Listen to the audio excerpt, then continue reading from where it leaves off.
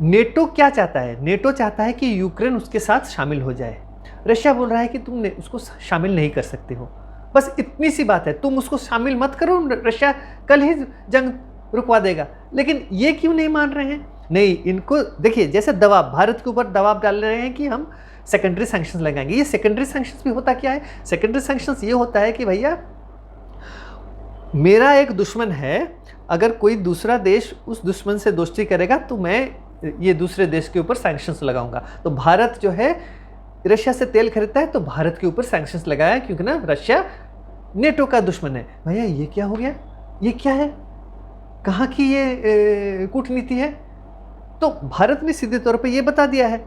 अब जो है भारत देखिए, भारत ने क्या कहा था? भारत ने कहा था कि नहीं भैया, ब्रिक्स जब बोल रहा था, चीन वगैरह जब बोल रहे थे कि हम डी डॉलराइजेशन की ओर जाएंगे या दूसरे करेंसी के ऊपर हम विचार करेंगे, तो भारत ने कह दिया कि नहीं है भैया, हम डॉलर को रखेंगे।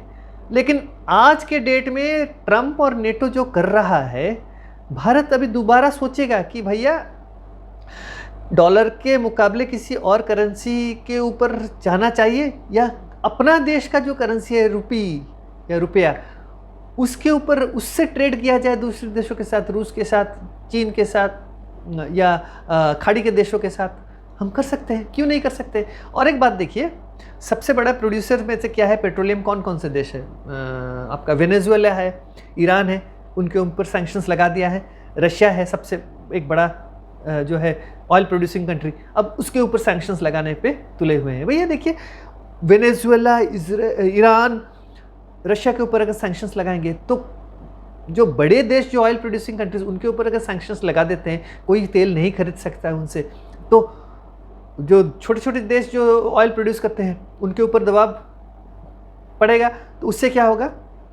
तेल के दाम जो है वो बढ़ेंगे। इससे तेल के दाम जब भी बढ़ते हैं, महंगाई बढ़ती है। If the European Union and the NATO doesn't realise कि ये अमेरिका का चक्कर में, ये अभी जो उनका जो टैरिफ के चक्कर में तो अभी दाम बहुत बढ़ रहे हैं, अब तेल के दाम अगर बढ़ा देंगे तो दुनिया जो है बिल्कुल बैठ जाएगी, रिसेशन पे चली जाएंगी। तो ये भी उनको सोचना चाहिए। यूक्रेन को नेटो में लेने से बंद कर दो भैया, जंग इमीडिएटली रुक जाएगी। तो यही है। तो भारत जो है अभी जो है वो इंडिपेंडेंटली काम करेगा।